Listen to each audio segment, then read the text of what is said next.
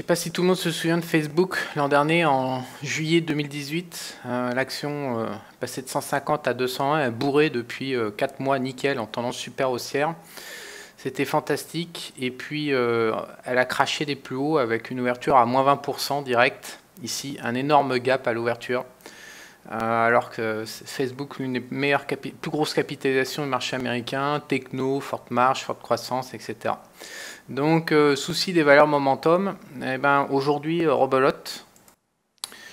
Une valeur du Nasdaq 100, là, le XLNX, qui ouvre à moins 16, enfin qui fait moins 16 actuellement en temps réel, alors qu'elle est pareille. Elle a bourré de 110 à 140, donc 25-30% en ligne droite. Et c'est une valeur qui est vraiment en forte tendance haussière avec tous les phénomènes de vitesse, de momentum, de ranking, tout était parfait. Et elle décroche du plus haut. Alors déjà, première question, mais que font les bordels, que font les délits d'initiés? Où est-ce qu'ils... Normalement, avec des délits d'initiés en permanence, ça laisse une trace sur les cours et ça évite ce genre de situation, ça se retourne un peu. Donc là, a priori, tous ceux qui ont des informations privilégiées, ils les ont pas eues, donc c'est assez pénible. Il faudra qu'ils fassent leur boulot pour nous indiquer le chemin à suivre, pour éviter de se faire plomber. Donc la grande question, c'est comment on évite de se faire démonter son compte avec une situation pareille, comment on peut gérer le risque par rapport à tout ça, parce que le risque action par rapport au secteur, aux indices, je parlais récemment d'une vidéo sur les secteurs et pourquoi moi je privilégie les secteurs, même si les actions, c'est un bon complément. Le souci, c'est qu'il n'y a que les actions pour créer ça, quoi. Il n'y a que les actions pour arriver le matin avec moins 15, moins 10, moins 15, moins 20 dans la tête. Donc comment on gère son risque action? En théorie, les gens ils nous disent, voilà, il faut 15, 20 titres, 15 titres minimum, donc un poids de 6,66% chaque ligne. Comme ça, quand on a une perte de 15-20% de baisse à l'ouverture, quand on se prend ça dans la gueule, la perte globale sur le portefeuille, c'est 1%. Donc 20% de 6,66, ça doit faire 1,2%, un truc comme ça sur le global. Donc là, on peut survivre, on ne met pas en péril son capital. Alors ça pose plusieurs problèmes. Le premier, c'est que trouver 15 opportunités en même temps de trading, c'est super rare. Vraiment, quand on joue avec des stratégies pointues et précises, on n'a quasiment jamais 15 position en même temps. Alors vous pouvez dire ouais, je vais faire ce cas le jour et puis je laisse le reste en cash. Donc ça revient en fait à ne pas avoir 6,66% par position par rapport à un portefeuille global. Donc c'est un peu mentir quelque part. Alors ensuite on peut toujours dire bon comment je peux descendre à 7 titres par exemple, la moitié, donc chaque position fait aller 12%, donc quand je me prends 20% dans la gueule, 20% de 12%, ça fait 2,4% sur une position de perte, et donc je peux survivre. Ce qui est déjà plus acceptable d'avoir, de jouer 7 ou 8 titres en même temps, déjà il faut les trouver, mais c'est quand même plus possible. Et le souci aussi, c'est que quand on prend 15 titres, avec une position de 6%, on rentre vraiment dans la gestion de portefeuille long terme, et ça devient vraiment compliqué de faire des écarts importants. Et donc se pose la question, évidemment, si les pertes impactent peu un portefeuille global avec 15 lignes, vice-versa, les gains vont impacter peu. Et donc va se poser la question de l'efficacité, à savoir si on construit une performance voilà, à coût de positions qui représentent 6% à peu près du global, la performance va égaler plus ou moins 5% la performance de l'indice, sauf qu'on va se casser le cul toute l'année à prendre des risques et voilà. Pourquoi en fait? À quoi ça sert? Tout simplement, autant acheter un indice et puis un branler en étant en passif. C'est pas 5% de plus ou de moins par an. On va pas bosser toute l'année à suivre les marchés au jour le jour pour un alpha de 5% sur l'année. Ça n'a pas de sens. Donc les contradictions de la gestion du capital, surtout en matière de trading sur les actions, c'est vraiment un problème majeur, tout particulièrement quand ça crache des plus hauts. Ça, c'est vraiment le truc le pire. Alors, j'entends bien les arguments de Saintin qui consistent à dire que, il ne faut pas faire de momentum, que les actions surévaluées, c'est de la folie, c'est du jeu, c'est la bourse casino. Ah oui, mais enfin, quand on fait l'approche value, il y a aussi moyen de se planter, tout simplement en achetant des titres qui ne baissent pas, mais qui ne montent jamais, ou qui ne montent jamais pendant 1 an ou 2. Donc l'argent est stérilisé, il ne rapporte rien, genre 2% de dividendes.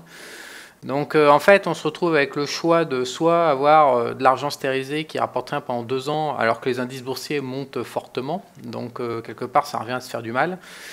Soit on a une approche momentum qui paye, qui fait du 15-30% par an sans effet de levier. Seulement, comme on le voit avec Facebook ou aujourd'hui avec XLNX, on a des ouvertures à moins 10, moins 15, moins 20, des occurrences tous les 6 mois probablement, parce qu'on a eu plusieurs au cours des derniers mois. Donc même sur un portefeuille, même si on suit un univers, je sais pas, de 50-100 titres momentum, dans le tas, régulièrement, on se prend à moins 15, moins 20. Donc la grande question, c'est comment équilibrer toutes ces contradictions. Enfin, par-dessus ça se greffe un autre problème, qui est le problème de l'effet de levier. Je ne sais pas si vous vous souvenez de la vidéo que j'ai faite sur Warren Buffett, mais grosso modo, il est quasiment impossible de créer de l'alpha, donc de la surperformance par rapport à la performance des indices boursiers, sans utiliser l'effet de levier. Même Warren Buffett, qui est censé être un génie du stock picking, en fait, c'est pas du tout un génie. Il réduit juste son risque et derrière, il a un effet de levier perpétuel de 1,6, 1,7 en moyenne.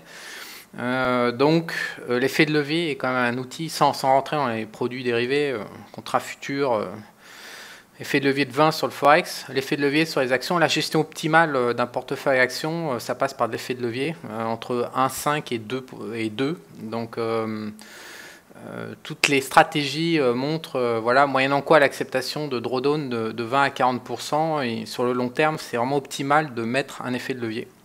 Et donc, un effet de levier, par exemple, de 2 sur une action qui ouvre à moins 20, ça fait moins 40%. Donc, ça fait quand même un sérieux trou, surtout s'il n'y a que 8 titres en portefeuille. Donc, à 12%, 40%, ça fait 1, 2, ça fait 4, ça fait 5. Ça fait un trou quasiment de 5% sur l'ouverture sur un portefeuille global. Donc, ça coûte cher. Donc, comment faire ? Moi, pour l'instant, à l'état actuel de mes connaissances, je ne connais qu'une seule solution, c'est tout simplement d'adopter plusieurs approches sur un même compte qui n'ont rien à voir. Donc actuellement, je fais du day trading sur indice plus Forex. Ensuite, j'ai du trading sur secteur et le trading sur action que je démarre en ce moment va représenter qu'environ un tiers du compte, donc même 5% avec un effet de 2 et une ouverture en gap de moins 20, du coup c'est 33% de 5% et donc ça revient à 1,5% d'une perte totale sur le compte à l'ouverture, donc c'est déjà plus acceptable, on se remet. Ce que j'ai réfléchi en ce moment, c'est la poche investissement, mais pas l'investissement sur les actions, parce que je ne crois pas à la permanence. Je vous rappelle que depuis 1950, je crois qu'il n'y a plus que 80 actions qui sont en vie, 80 entreprises qui sont en vie sur les 500 du SP500. Le processus de création et destruction de Schumpeter, il flingue littéralement les boîtes par fusion, par faillite, par les titres sortent de l'indice de référence. Et donc, il n'y a pas beaucoup de business qui survivent sur le long terme. Il y a quand même beaucoup d'accidents. Donc, investir sur le long terme, ça reste quand même hautement spéculatif, dans le fond. Et donc, je réfléchis plutôt sur l'approche investissement, sur la rotation des classes d'actifs entre l'or, les taux, les actions, éventuellement les matières premières, mais également l'inflation, la déflation. Et les spreads en fait sur le high yield par rapport au taux long, qu'est-ce qu'il y a, les actions du monde par rapport aux actions US, les small cap par rapport aux big cap, les low volatility par rapport aux high volatility, etc. Donc une rotation classe d'actifs pure qui me fera redescendre les autres poches à 25% au lieu de 33%, ce qui fait que là on peut utiliser du levier sur chaque poche sans risquer de se faire sauter le compte. Moi, à ce jour, je ne connais pas d'autre solution pour gérer ce qui se passe ce matin sur ce titre, qui quand même, gazouille, a fait une hausse de 10% sans aucune correction, nickel en tendance depuis un mois, et donc qui se croûte méchamment à l'ouverture. Si on regarde, c'est quand même un titre qui vient de 80, qui monte à 140. La stratégie de contre-tendance, pour moi, ça ne marche pas des masses sur les actions. On sait très bien que les actions peuvent durablement faire n'importe quoi en excès total, que ce soit un excès, malgré que ce soit un excès de valorisation, un excès d'optimisme et de psychologie. Les actions peuvent continuer à monter pendant des semaines ou des mois et en réenchaîner 20, 30, 50% de gains. Donc la contre-tendance dans les actions haussières, je passe mon tour. Et puis pour un gap attrapé, on va se faire démonter le compte 20 ou 30 fois, donc c'est pas équilibrable non plus. Donc un titre comme ça qui crache des plus hauts, moi je dis bordel, mais où sont les délits d'initiés? Ça doit être des... Les gérants de Xilinx seraient-ils honnêtes? Qu'est-ce qui se passe, quoi? Enfin, ils auraient dû nous alerter que les résultats étaient pourris. Enfin, c'est infernal. Donc c'est ça la bourse, c'est pour ça que c'est passionnant. Essayer de trouver une forme d'équilibre dans le chaos, c'est ça qui est très challengeant, et en même temps pour moi les personnes qui arrivent à s'équilibrer dans du chaos sur les marchés, c'est les personnes qui arrivent à équilibrer leur propre chaos au niveau personnel. Pour moi ça marche un peu de pair en fait. Il y avait une grande phrase sur les marchés qui tournait dans les années 90, ça consistait à dire que le chaos n'était pas sur les marchés mais dans la tête des traders.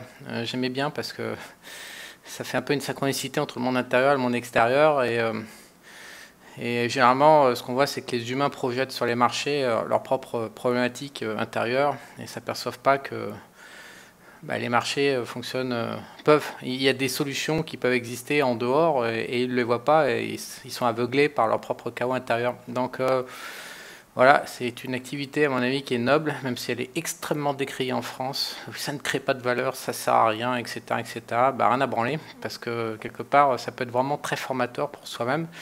Et je pense que sur Terre, on est là pour prendre des leçons personnelles et non pas pour s'occuper du cul des autres via tout le commentaire du collectif, de la vie collective. Ça, c'est pour ceux qui ne veulent pas s'occuper d'eux-mêmes. Et je pense qu'on est là avant tout pour nous occuper de nous-mêmes et non pas aller expliquer aux voisins comment ils doivent vivre et ce qu'ils doivent faire et quels sont ces enjeux. On est là pour résoudre nos propres problèmes, notre propre équation émotionnelle. Et les marchés, c'est un outil qui est d'une aide folle parce que ça nous permet de faire un effet miroir, de nous renvoyer une réalité qui pourrait nous échapper, alors que là, on progresse jamais qu'avec de la douleur, on progresse pas autrement. Si on a pas mal, on progresse pas en fait. Et donc la perte boursière est quand même un outil phare pour se faire mal et réfléchir sur soi-même.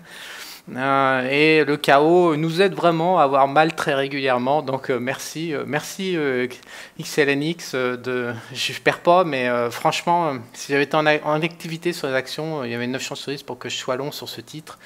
Et donc j'aurais eu mal ce matin. Donc là, ça me permet juste de me préparer pour mon arrivée sur les actions. Donc merci. Allez, je vous dis à bientôt.